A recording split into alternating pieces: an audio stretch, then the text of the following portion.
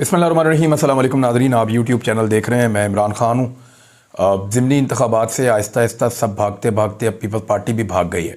पहले PMLN ने फ़ैसला किया था कि वो ज़िमनी इंतखाबात लड़ लेंगे, लेकिन मैंने आपको बताया था कि उनके उम्मीदवारों ने अपनी पार्टी को ये बताया कि इस वक्त इलेक्शन जीतने की पोजीशन में वो नहीं है और इमरान ख़ान की पार्टी को वो ज़िमनी इंतखाबात में शिकस्त नहीं दे सकते।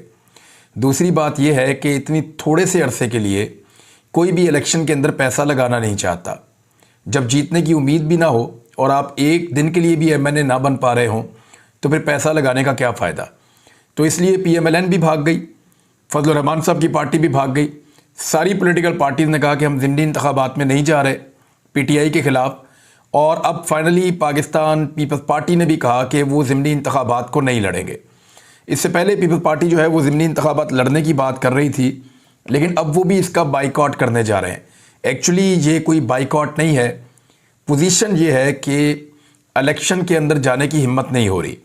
उम्मीदवार पैसा खर्च करने को तैयार नहीं है और हारे हुए इलेक्शंस में धांधली एक लेवल तक ही की जा सकती है और अगर कोई धांधली की गई तो रोला भी पाकिस्तान में पड़ेगा और इस वक्त इन चीज़ों के लिए ये हुकूमत मुतहम्मिल नहीं हो सकती।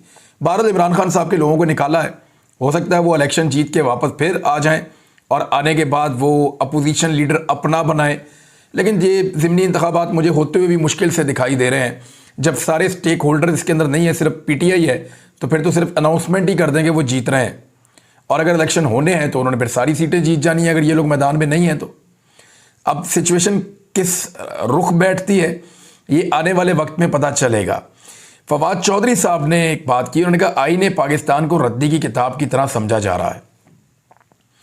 और उन्होंने एक और बात भी की है, ट्वीट के अंदर मैंने इस खबर को पढ़ा है। फवाद चौधरी साहब ने यह कहा है कि जो कुछ पाकिस्तान में आइन के साथ किया जा रहा है, अगर आइन ना रहा तो फिर कुछ भी नहीं रहेगा और फिर ये गवर्नर्स भी सदर को हम लिखेंगे और उन्हें कहेंगे कि गवर्नर्स को भी हटा दिया जाए क्योंकि गवर्नर्स अपना आइनी रोल प्ले नहीं कर रहे। और फवाद चौधरी ने कहा कि हस्बे तवक्को इलेक्शन कमीशन और गवर्नर के इजलास में सिर्फ वक्त ज़ाया किया गया है। उन्होंने मज़ीद लिखा कि पाकिस्तान के आइन और हाई कोर्ट के अहकामात को मजाक बना दिया गया है। आइन को रद्दी की किताब की तरह लिया जा रहा है। अवाम की राय को कोई हैसियत नहीं दी जा रही, ना उसको कोई औकात आइन की दी जा रही है। तो ये जी पाकिस्तान की सूरत हाल और एक पाकिस्तान इस तरह से लग रहा है कि एक बनाना रिपब्लिक की तरह चलाया जा रहा है। दूसरी जानिब जो लाहौर हाई कोर्ट ने हुक्म जारी किया था कि इलेक्शन कमीशन गवर्नर से मुशावरत के बाद फौरी तौर पे इंतखाबात की तारीख अनाउंस करे और 90 दिन के अंदर इंतखाबात होने चाहिए जो आईनी तरीक़ाकार है, इस पे पंजाब में इंतखाबात की तारीख ना देने पर, क्योंकि अब इसमें भी कुछ दिन गुजर चुके हैं, चंद दिन गुजरने के बाद आज मंडे को जब दोबारा तारीख नहीं दी गई तो फिर तौहीने अदालत की एक दरखास्त कल मंडे को परसों मंडे को जो है वो दायर की गई थी, वो समाअत के लिए मुकर्रर हो गई है। खबर यह है कि, और ये एक्सप्रेस न्यूज़ के मुताबिक, अदालती अहकामात के बावजूद पंजाब में इलेक्शन की तारीख ना देने के मामले पर इलेक्शन कमीशन और गवर्नर पंजाब के खिलाफ तौहीने अदालत की दरखास्त समाअत के लिए मुकर्रर कर ली गई है, जिस पर लाहौर हाई कोर्ट के जस्टिस जवाद हसन शहरी मुनीर अहमद की दरखास्त पर आज समाअत करेंगे। यानी अब समाअत होगी और इस मामले पे होगी कि अदालत ने एक हुक्म दिया और उस हुक्म के ऊपर अमल दरामद नहीं किया गया तो ये तौहीने अदालत की एक कार्रवाई हो सकती है इलेक्शन कमीशन के खिलाफ।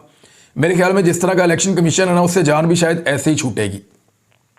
ये ऐसे ही कोई आईनी और कानूनी गलती करेंगे और उसका खुमियादा भुगतते हुए अपने ऊपर मुकदमे करवा लेंगे और फिर ये मंजर से गायब हो जाएंगे और शायद फिर बाद में कोई न्यूट्रल आदमी आ जाए, कोई बेहतर आदमी आ जाए जो आकर इंतखाबात जो है वो साफ और शफाफ करवा सके।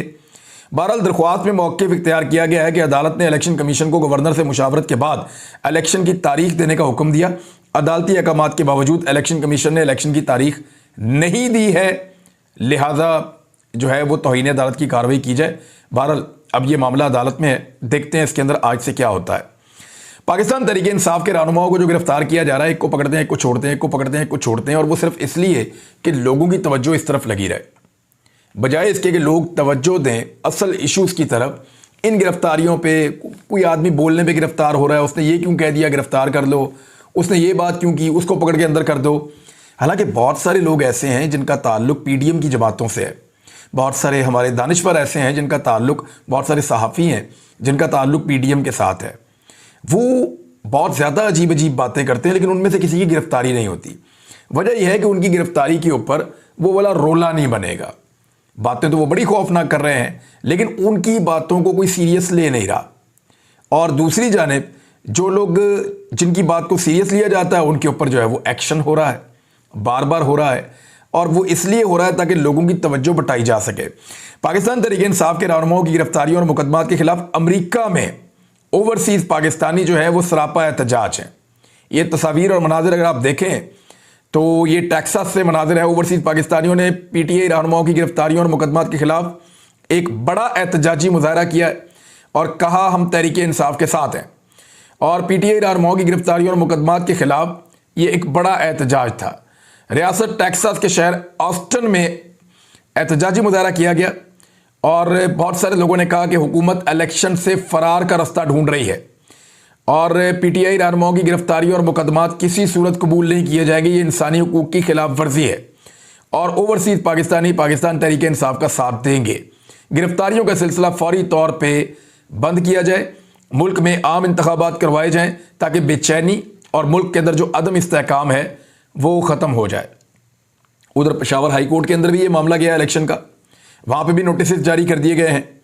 अब देखना यह है कि Peshawar high court Lahore high court की तरह अगर आईनी तौर पे जो इलेक्शन 90 दिन के अंदर होता है वही हुक्म जारी करती है तो फिर खैबर पख्तूनख्वा के गवर्नर और इलेक्शन कमीशन का वहाँ पर रद्द अमल क्या होता है।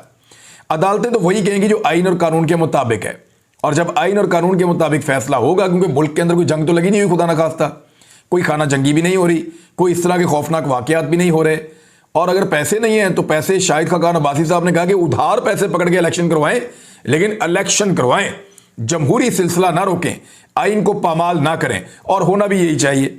अब इलेक्शन से भाग क्यों रहे हैं इसके ऊपर बाद में बात करते हैं, लेकिन एक दरखास्त और दायर हुई है और यह लाहौर हाई कोर्ट के अंदर दायर हुई है। अगेन अजहर सिद्दीक साहब ने ये दरखास्त दायर की और अजहर सिद्दीक साहब मुसीबत बने हुए हैं पूरी की पूरी पीडीएम की हुकूमत के लिए और जमातों के लिए, क्योंकि हर कानूनी नुक्ता ऐसा लगता है कि अजहर सिद्दीक साहब की काले कोट में से निकल कर आता है, उसकी जेब में से निकलता है। यानी इससे पहले जो अहकामात लिए इंतखाबात करवाने के वहाँ अजहर सिद्दीक, उससे पहले बेशतर केसेस के अंदर अजहर सिद्दीक, और अब ये जो मामला है कि तौहीन अदालत की दरखास्त वो फिर अजहर सिद्दीक, और अब ये लाहौर हाई कोर्ट में सदर पाकिस्तान को इलेक्शन करवाने का हुक्म देने की दरखास्त दायर कर दी गई है। आपको याद है जब हलफ लेने के लिए गवर्नर बात नहीं सुन रहे थे तो सदर पाकिस्तान से हलफ दिलवा दिया गया था, आपको याद होगा। तो ये इस तरह की चीज़ें की जाती हैं और अदालत ऐसे अहकाम जारी कर सकती है कि अगर ये हलफ नहीं ले रहे तो गवर्नर की जगह सदर हलफ ले लें। तो अब सदर, क्योंकि फंक्शंस जो हैं वो गवर्नर सारे जो हैं वो सदर के अंडर काम करते हैं और सदर उनका तकर्रुर करते हैं प्राइम मिनिस्टर की एडवाइस के ऊपर, तो सदर के पास वो इख्तियारात मौजूद होते हैं। तो लाहौर हाई कोर्ट में सदर पाकिस्तान को इलेक्शन करवाने का हुक्म देने की दरखास्त दायर की गई है, जिसमें गवर्नर पंजाब इलेक्शन कमीशन के खिलाफ कार्रवाई का हुक्म देने की भी इस्तदा की गई है। पंजाब में इंतखाबात के लिए तारीख ना दिए जाने के मामले पर लाहौर हाई कोर्ट में सदर पाकिस्तान को इलेक्शन कराने का हुक्म देने की दरखास्त दायर कर दी गई है और अगेन अजहर सिद्दीक एडवोकेट की वसातत से दायर की गई है, जिसमें सदर पाकिस्तान, गवर्नर, निगरान वजीर आला और इलेक्शन कमीशन को फरीक बनाया गया है। मौक़िफ़ इख्तियार किया गया कि 10 फरवरी को हुक्म दिया अदालत ने, और आज 5 दिन हो गए इस बात को, आज 10 के बाद 11, 12, 13, 14, 15, आज 5 दिन हो गए हैं। और उसमें उन्होंने ये कहा कि 10 फरवरी को हुक्म दिया कि इलेक्शन करवाए जाएं। इलेक्शन करवाने से मुतअल्लिका फरीकैन को ख़त भी लिखे गए। दरख्वास्त गुजार ने कहा कि 12 फरवरी रात को इलेक्शन प्रोसेस की कार्रवाई का वक्त पूरा हो गया। इलेक्शन कमीशन और गवर्नर अपनी आईनी जिम्मेदारियां अदा नहीं कर रहे। गवर्नर और इलेक्शन कमीशन तौहीन अदालत के मुर्तकिब हो रहे हैं और इस्तदा की गई अदालत आईन पाकिस्तान के मुताबिक सदर पाकिस्तान को इलेक्शन करवाने का हुक्म जारी करे, जबकि गवर्नर पंजाब और इलेक्शन कमीशन के खिलाफ कार्रवाई का हुक्म देने की भी इस्तदा की जाए सदर पाकिस्तान से। अब ये एक दरख्वास्त दायर हो गई है और ये एक ऐसी चीज़ है जिससे हुकूमत को परेशान होना चाहिए और पीडीएम के लिए कोई अच्छी खबर नहीं है। अगर हाई कोर्ट ये कह देती है कि ठीक है, अगर इलेक्शन कमीशन नहीं कर रहा और या गवर्नर इलेक्शन कमीशन के साथ कोऑपरेट नहीं कर रहे तो सदर पाकिस्तान इलेक्शन कमीशन से बात करें और उनको एक तजवीज़ दें या कोई एडवाइस दें जिसके मुताबिक इंतखाबात हो सकें। अब PMLN क्यों इंतखाबात से भाग रही है, ज़रा उस तरफ आ जाते हैं।